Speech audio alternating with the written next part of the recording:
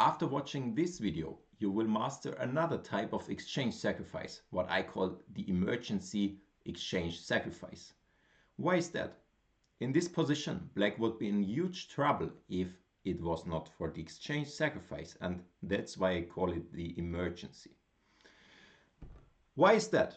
The bishop on d6 is actually super annoying and black is not getting his king out of the center. Castle is not possible and neither is playing something like f6 or f5 and hiding the king on f7 a possibility because it would drop the e6 pawn immediately. Also, you could wonder, can't I trade this bishop on d6 for my bishop from g7 and just play bishop to f8? No, that's not really possible because white has the brilliant queen to e6 sacrifice, and if black were to take it, then he would be checkmated with bishop g6. If black doesn't take it, okay, he already lost a pawn, but white could even continue the attacking sequence with the even more brilliant bishop to g6. Now, if the bishop is taken, queen takes and e6, white gets a crushing attack and picks up the sacrifice material with a lot of interest.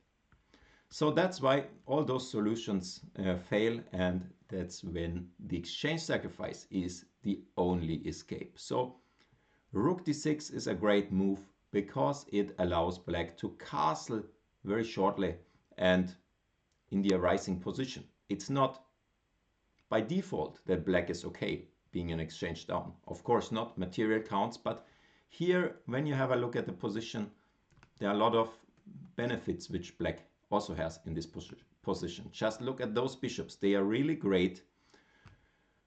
They are putting a lot of pressure on white center.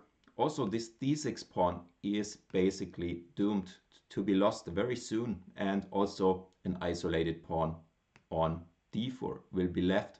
So in this position, when black collects the d6 pawn and then tries to put pressure on the d4 pawn while having very strong bishops, it is more or less enough. And since alternatives were clearly worse, this emergency exchange sacrifice was just the best option. So keep this in mind when you're in trouble. Often you don't get a huge advantage by sacrificing the exchange, but by using the emergency exchange sacrifice, you get back into the game, and that's the point. Thanks for watching. Hope you could get something from that. If so, please like and subscribe. I really appreciate that, and I hope to see you in the next video. Bye.